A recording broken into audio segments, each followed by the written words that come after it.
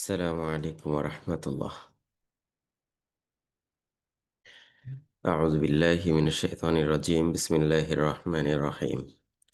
الحمد لله رب العالمين، والصلاة والسلام على سيد الأنبياء والمرسلين وعلى آله وصحبه أجمعين. الحمد لله, মহান রবের অশেষ শুকরিয়া আদায় করছি। আজকে আমরা মাইক্রোসফট এক্সেলের আরো কিছু বিষয় জানার চেষ্টা করব ইনশাআল্লাহ। তো লাস্ট ক্লাসে আমরা ইফ স্টেটমেন্ট পর্যন্ত কভার করছিলাম, যেখানে টুকটাক আমরা হচ্ছে ছোট ছোট কিছু ফাংশন শিখছি: সাম, অ্যাভারেজ, ম্যাক্সিমাম, মিনিমাম, হ্যাঁ, কাউন্ট, তারপরে হচ্ছে ট্রিম, কনকাটিনেট। ফাইনালি আমরা হচ্ছে ইফ স্টেটমেন্ট দিয়ে কিভাবে পাশ ফেল বের করা যায়, তারপরে কিভাবে ইফ স্টেটমেন্ট দিয়ে ভোটার নন ভোটার বের করা যায়, এরকম ছোটখাটো কিছু প্র্যাকটিস করছিলাম। তো আজকেও ইফ স্টেটমেন্ট দিয়ে একটা প্রজেক্ট দেখবো ইনশাল্লাহ। তার আগে আমরা আরো কিছু জিনিস দেখবো। ফাইনালি আমাদের গতকালকে আপনাদের একটা রিকোয়ারমেন্ট ছিল যে গ্রেড ক্যালকুলেশনটা যাতে আমরা একটু বের করতে পারি, ইফ স্টেটমেন্ট দিয়ে গ্রেডটা যাতে বের করতে পারি। তো সেটাও আজকে একটু দেখার চেষ্টা করবো ইনশাল্লাহ। তো পাশাপাশি আমরা সর্টিংটা একটু দেখব এবং ফিল্টারিং। সর্ট অ্যান্ড ফিল্টার, এই দুইটা বিষয় আমরা একটু এক্সেলে কিভাবে কাজ করে সেটা সম্পর্কে একটু জানার চেষ্টা করব। তো আমরা এক্সেলটা একটু ওপেন করে ফেলি। এখানে আমাদের কিছু ডামি ডাটা দরকার। সর্ট অ্যান্ড ফিল্টার প্র্যাকটিস করার জন্য ডামি ডাটা দরকার। তো এটার জন্য আমরা হচ্ছে চ্যাট জিপিটিকে গিয়ে একটা প্রশ্ন করে ফেলি যে সর্ট অ্যান্ড ফিল্টার প্র্যাকটিস করার জন্য কিছু 100 ডামি ডাটা দাও, মিনিমাম 5টা।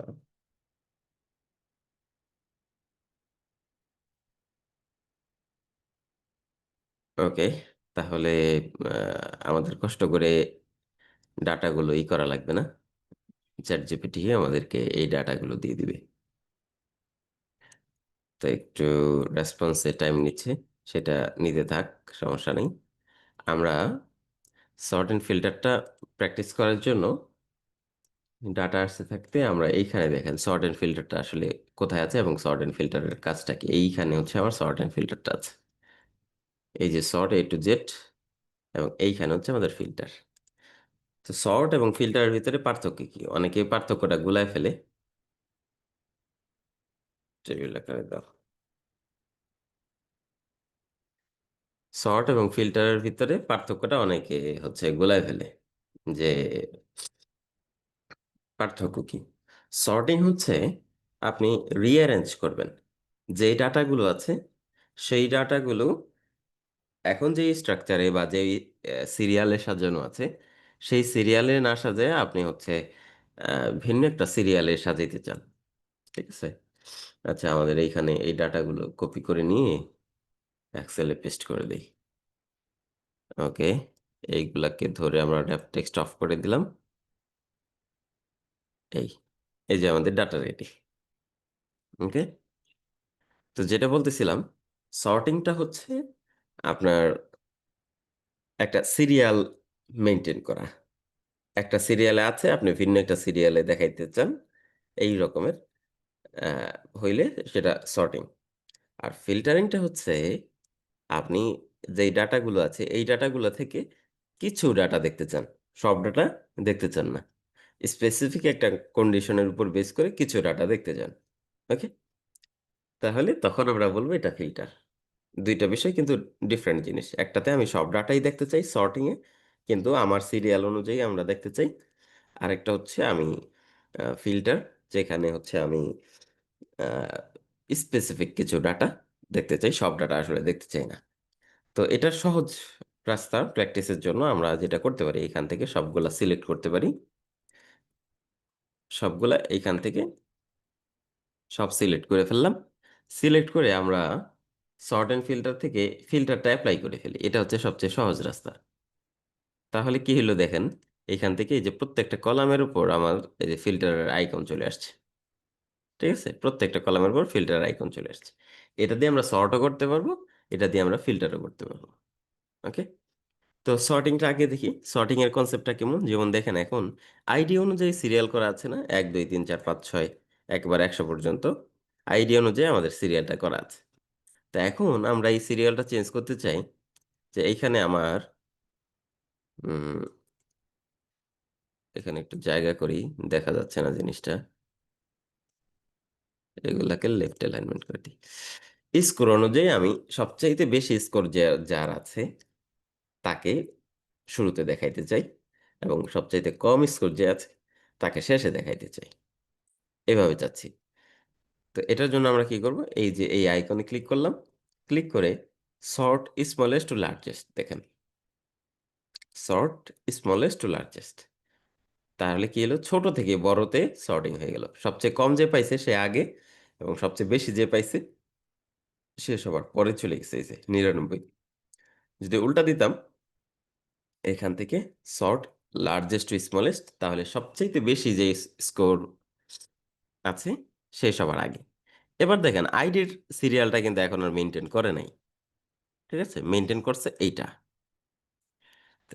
আগে একটা আইডি অনুযায়ী সিরিয়াল ছিল। সেই সিরিয়ালটা আমি চেঞ্জ করে স্কোর অনুযায়ী সবচাইতে বেশি আ যে স্কোর করছে বা নাম্বার পাইছে তাকে আমি উপরে রাখলাম। এটা হইতে পারে। অথবা আপনি চাইতে পারেন যে নাম অনুযায়ী আ হচ্ছে আমি সর্টিং করব। নাম অনুযায়ী সর্টিং কিভাবে হবে? মানে A দিয়ে যে নামটা আছে তাকে আগে দেখাবো। তারপরে B দিয়ে যেটা আছে, তারপরে C দিয়ে যেভাবে আছে। এটা যদি চাই তাহলে আমরা নেমে আসবো। নেম থেকে সর্ট A to Z দেখেন।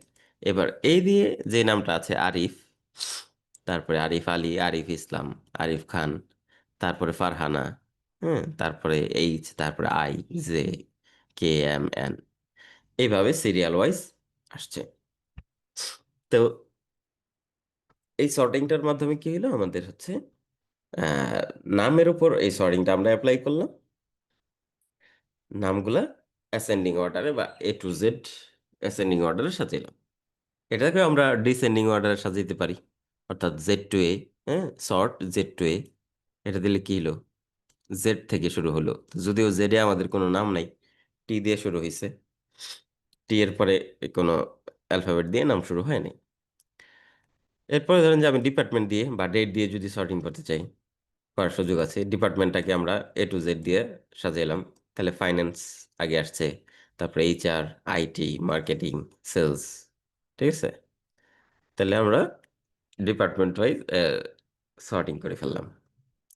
ডেট ওয়াইজ করার সুযোগ আছে।